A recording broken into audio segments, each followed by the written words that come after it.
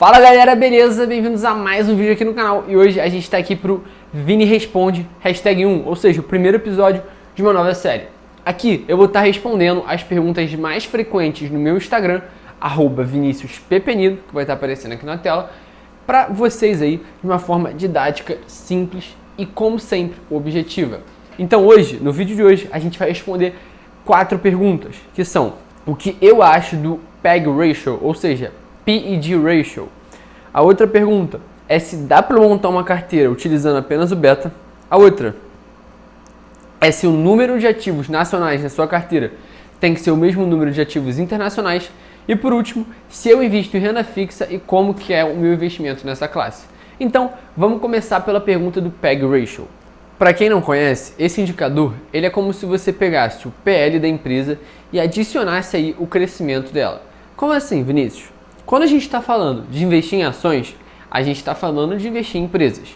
Então, um indicador que as pessoas gostam de usar para saber se estão pagando caras por uma empresa é o PL, que é o preço sobre lucro.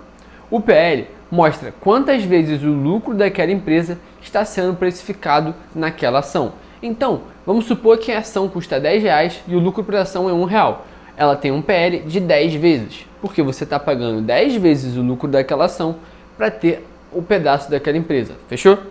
O PEG Ratio é você pegar o preço, botar sobre o lucro e depois sobre o crescimento dos lucros, porque teoricamente isso te daria aí uma melhor empresa caso o crescimento dos lucros fosse maior, porque é melhor você ter uma empresa que lucre R$1 e cresça 20% ao ano do que uma que tem um lucro de R$2 por ação e cresça 0,5% ao ano, e é justamente esse o objetivo do PEG Ratio. Só que o grande problema desse indicador é justamente ser em relação ao crescimento dos lucros. Por quê? Porque você pode usar o crescimento do lucro dos últimos 20 anos, dos últimos 10 anos, dos últimos 5 anos, ou o que quer que seja, o que deixa o indicador muito relativo. Sem falar do fato que o ideal seria você usar um lucro futuro, ou seja, uma projeção de lucro futuro. Então, sei lá, vou dar o exemplo aqui de uma empresa. Você projeta o lucro futuro, sei lá, da Taesa, para chegar no valor presente dela usando essa fórmula. Só que o problema é que o lucro futuro da Taesa tem várias variáveis aí no meio disso tudo. Então, você tem que, sei lá, ver as concessões que ela tem, porque ela é uma empresa de transmissão elétrica. Enfim, eu acho que é um indicador, pelo que vocês já perceberam, que complica muito uma coisa que é para ser simples, que é justamente o preço da empresa. Então, eu não gosto de usar esse indicador, e por mais que ele seja usado pelo Peter Lynch, que é inclusive o autor desse livro aqui, ó, Beating the Street, eu não curto tanto assim não, tá? Para quem quiser aí saber mais sobre a estratégia do Peter Lynch de investimentos, joga aqui nos comentários que a gente pode trazer. A segunda pergunta é se dá para montar uma carteira usando apenas o beta. Bom, antes de explicar se dá para montar a carteira ou não, vocês precisam saber o que é o beta. O beta é um indicador que mostra a sensibilidade de um ativo em relação ao índice. Então, eu vou dar um exemplo simples, tá? Vamos dizer que a nossa referência aqui vai ser essa caneta. Então, a variação dessa caneta ao longo do tempo, ela vai ser a nossa referência. Então, se a gente tem um beta de 2, seria 2 vezes a variação dessa caneta, que seriam 2 canetas. E é justamente isso que a gente está falando na hora dos investimentos. O nosso ativo de referência é o índice Bovespa, que é o índice com as maiores empresas do Brasil. Então, o beta ele vai medir a variação de uma ação em relação à variação do índice Bovespa. Então, se uma ação tem um beta de 2, significa que ela variou o dobro do que o índice no passado. Ou seja, se o índice cai 1%, a ação cai 2%. E assim sucessivamente. Se o índice subir 2%, a ação vai subir 4%. Só que a questão é que isso é um indicador do passado. Então, o beta ele vai medir o quanto variou em relação ao índice no passado. De hoje em diante, a gente não sabe o que vai acontecer. E é esse o grande perigo de você estar usando o beta na tua análise, porque você vai estar se espelhando em um indicador passado. E é por isso que eu não montaria uma carteira usando beta, porque é um indicador do passado. Mas sim, as empresas com beta alto tendem a ter o beta alto para sempre. Só que o problema é que a longuíssimo prazo tem um estudo que mostra que as empresas com menor beta performaram bem a longuíssimo prazo, melhor inclusive do que o índice e as empresas de beta alto. Então, isso daí você poderia fazer um método de investir em empresas com baixo beta, que seria o que a gente chama de Factor Investing, que é o quê? Você selecionar empresas de acordo com fatores específicos. Nesse caso, seria o beta. Mas eu não curto esse tipo de abordagem de um fator só, ou seja, você só investir em empresas com baixo beta. Eu acho que você teria que diversificar em outros fatores, sei lá, fórmula mágica, alguns outros fatores aí na tua carteira, tá?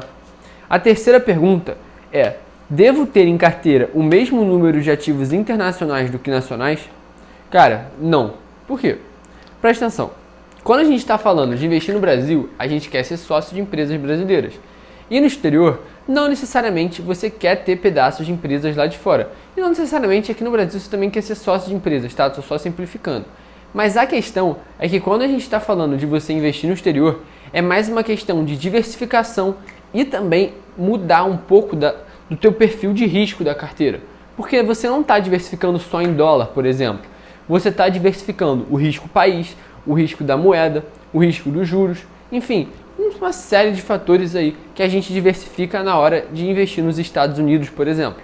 E no caso, eu particularmente não acredito que você precise ter o mesmo número de ativos, até porque é muito mais complicado você analisar uma ação nos Estados Unidos, você teria que saber falar inglês, enfim, todas as peripécias aí no meio desse caminho. Então, o que eu particularmente faço? Eu no exterior, atualmente, no dia que eu estou gravando esse vídeo, só tenho duas posições. Berkshire Hathaway, que é a empresa do Warren Buffett, que é uma empresa muito diversificada, principalmente no setor financeiro. E depois o IVVB11, que é um ETF que investe no S&P 500, que é o índice dos Estados Unidos com as principais empresas, 500 maiores. Então, eu já estou muito bem diversificado e não preciso ter necessariamente muitos ativos, porque eu tenho um ETF que está muito diversificado e uma holding. Então, vocês já entenderam o papel de você ter uma diversificação em dólar e não precisa ter necessariamente muitos ativos. Se você quiser montar uma carteira no exterior, eu acho até que faz sentido, só que eu particularmente prefiro não estudar assim nesse momento, tá? Eu posso mudar de ideia mais pra frente, vai, sei lá, que eu vou morar fora do Brasil e um dia eu quero investir lá. Mas enfim, eu acho que é importante você investir no exterior sim, você não pode negligenciar o risco do Brasil, o risco de não ter dólar na carteira, mas ao mesmo tempo ter o mesmo número de ativos eu acho que pode acabar piorando a tua performance. E agora a gente vai para a quarta e última pergunta, que é se eu invisto em renda fixa e como que eu invisto. Bom, eu acho muito importante você investir em renda fixa, principalmente pelo fato de que é nela que a gente tem ali a redundância. A redundância é que o Taleb fala lá naquele livro ali, ó, o Antifrágil. Ela serve basicamente para você ter parte da tua carteira destinada só para você ter a gordurinha ali. Você não precisa ter aquele dinheiro pensando em ter muito ganho de capital, e sim para você se sentir seguro. E no final das contas, nos investimentos, se sentir seguro e firme mentalmente é uma das principais razões para a gente estar investindo. Então, eu acho que você ter uma parte de renda fixa te dá o caixa, que é para quê? Para quando o mercado despenca, você não ficar desesperado, pensando, caraca, meu irmão, ferrou, e agora com as minhas ações caíram, entendeu? Você tem que ter uma estratégia, e no caso da a minha estratégia me diz para eu ter sempre um portfólio bem feito, com uma parte em renda variável e outra parte em renda fixa. E eu tenho aproximadamente 40% da minha carteira em renda fixa atualmente, porque eu acredito que esse caixa vai ser importante para mim, não só hoje, não só amanhã, como para sempre. Então eu posso mudar esse percentual com certeza, mas eu não sugiro que você passe dos 25%, 20% em renda fixa, tá? Ou seja, não ter menos do que isso, porque aí você já vai estar se expondo muito em renda variável. Existem pessoas que têm 100% em renda variável, mas eu não acredito, eu acho que isso é total suicídio, porque no final das contas você vai perder no jogo psicológico quando você vê o teu patrimônio despencando. Então isso exigiria uma resiliência mental que eu não tenho, e eu acredito que grande parte das pessoas não tem. Então é isso, galera. Se vocês curtiram, não esquece de deixar a tua pergunta aqui nos comentários ou mandar lá na caixinha do meu Instagram, que você vai estar sempre tendo a oportunidade de me perguntar para eu te responder aqui no cara a cara, de cara limpa, fechou? Tamo junto, é só começo, só a consistência vai te dar resultado, então não se esquece disso em nenhum momento na hora de você investir, fechou? Tamo junto, galera, valeu!